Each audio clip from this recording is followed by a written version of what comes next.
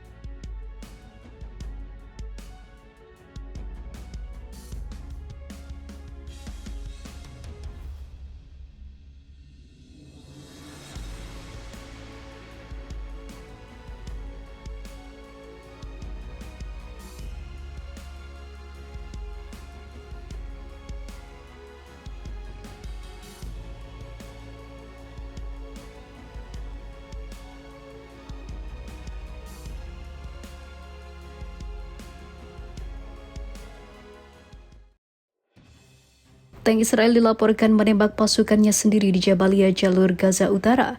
Insiden itu menyebabkan 5 tentara Zionis tewas seketika di tempat. Pihak IDF menyebut peristiwa itu sebagai friendly fire, demikian dikutip dari Times of Israel. Menurut penyelidikan awal IDF, tank yang beroperasi bersama pasukan terjun payung menembakkan 2 peluru ke gedung tempat mereka berkumpul pada hari Rabu malam sekitar pukul 7 waktu setempat. Sebelum itu, pasukan tank telah tiba di kawasan tersebut pada pagi hari. Beberapa jam kemudian, pasukan terjun payung mencapai kawasan gedung di Jabalia dan mendirikan pos. Lalu pada sore harinya, sekelompok pasukan terjun payung lain menuju area itu dan memberitahu 2 tank di sana bahwa mereka memasuki gedung pasukan tank, kemudian mengidentifikasi laras senapan dari salah satu jendela gedung dan yakin itu adalah pasukan musuh, sehingga mereka menembakkan 2 peluru. Sayangnya mereka salah sasaran dan menembak 5 tentaranya sendiri.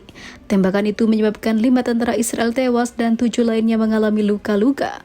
Mereka yang tewas yakni Roy Beit Yaakov, Gilad Aryeboim, Daniel Chemu, Ilan Cohen, dan Betzel David Sasua.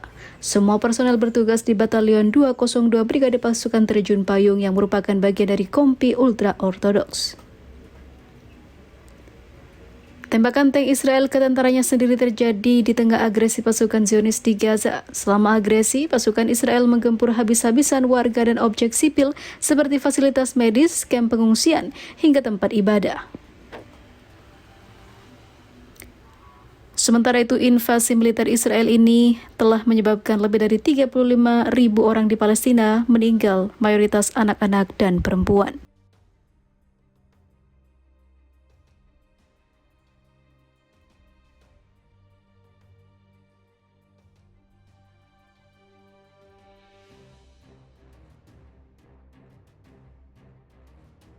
Sekretaris Jenderal Hizbullah Lebanon Hassan Nasrallah mengatakan sekitar 1.500 tentara Israel telah terbunuh dalam perang melawan Hizbullah itu sendiri.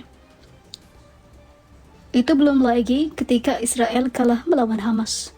Nasrallah mengungkapkan jumlah korban tewas militer Israel dalam pidato pada hari Senin 13 Mei yang menandai peringatan syahidnya Mustafa Badreddin, seorang komandan senior Hizbullah yang gugur dalam serangan Israel di Damaskus, Suriah pada tahun 2016.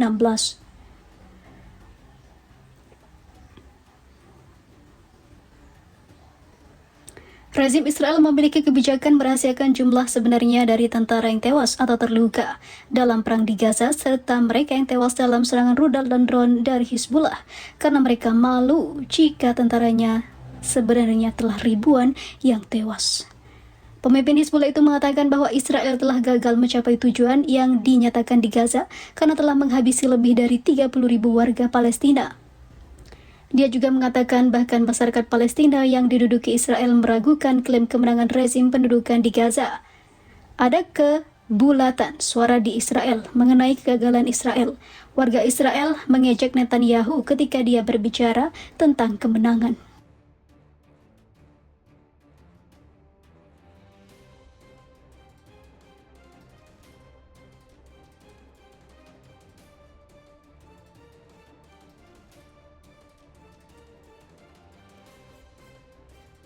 lebih dari selusin tentara Israel jadi sekarat.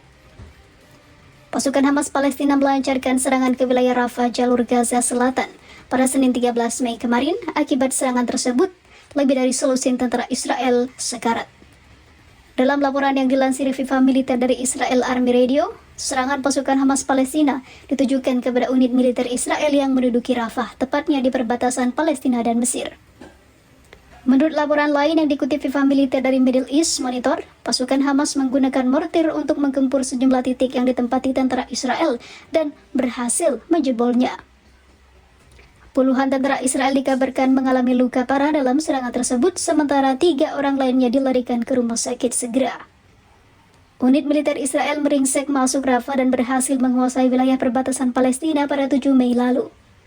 Siasat jahat pasukan Zionis menguasai Rafah tak lain untuk memutus bantuan kemanusiaan yang hanya bisa masuk melalui kota tersebut.